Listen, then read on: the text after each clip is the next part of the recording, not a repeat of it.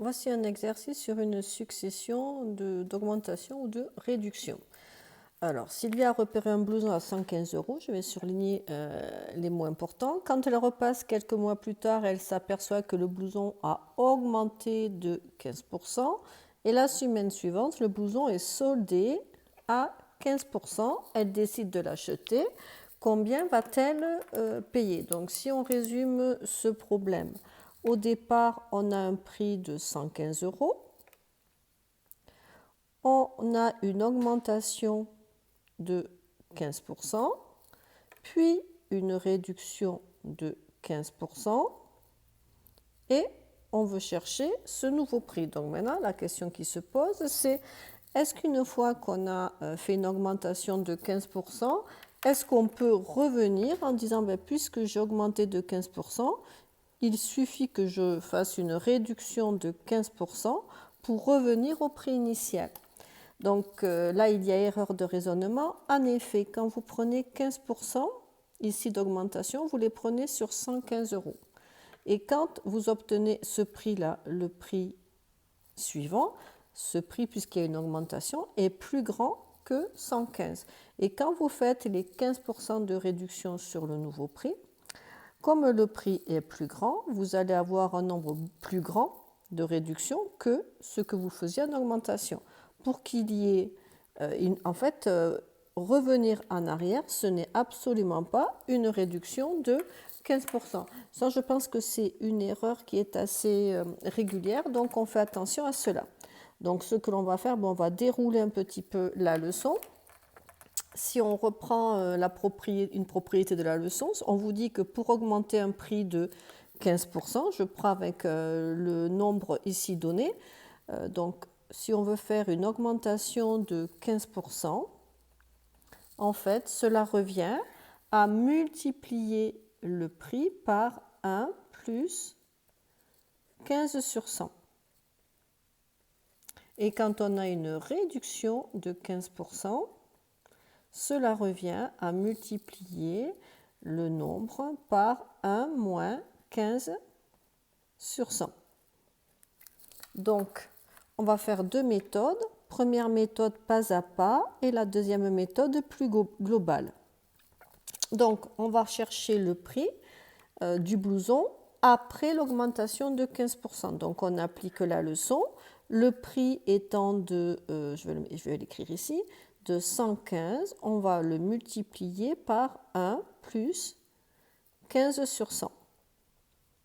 Et quand on calcule 1 plus 15%, 15 sur 100 c'est 15 centièmes, et 15 centièmes ça fait 0,15, ce qui vous donne 1,15. Et donc, le prix après calcul, ça fait 132,25. Donc 132,25, c'est le prix que l'on trouve ici. C'est le prix intermédiaire. Donc maintenant, on va prendre 132,25 et on va lui faire subir une réduction de 15%. Donc on multiplie par 1 moins 15 sur 100, ce qui vous donne 132,25 multiplié par, donc on repart, 15 centièmes, ça fait 0,15 et 1 moins 0,15, ça fait 0,85. Ce qui vous donne, alors je crois que c'est un nombre avec 4 chiffres après la virgule, 4 décimales, on va donner une valeur approchée et ça fait 112,41. Donc le prix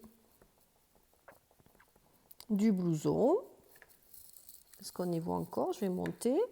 Le prix du blouson est 112,41 euros. Donc ça c'est la méthode où on décompose, mais on peut aussi, je vais terminer ici, je vais le pousser.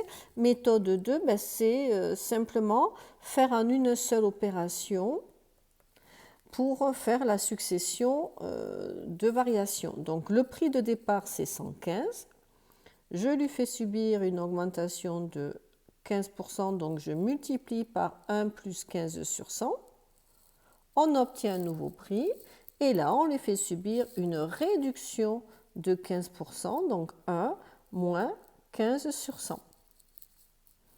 Ce prix, ben, je vais l'appeler P.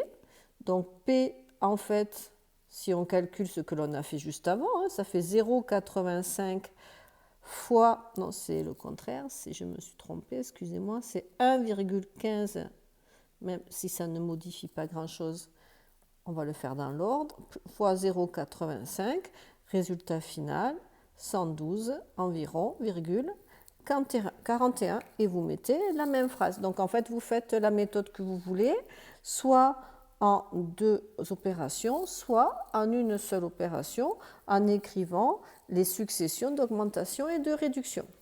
Donc la seule chose pour ne pas se tromper là-dessus, c'est de penser qu'une augmentation de 15%, en revenant, on fait une diminution de 15%. Hein, donc on l'a expliqué, ça c'est faux.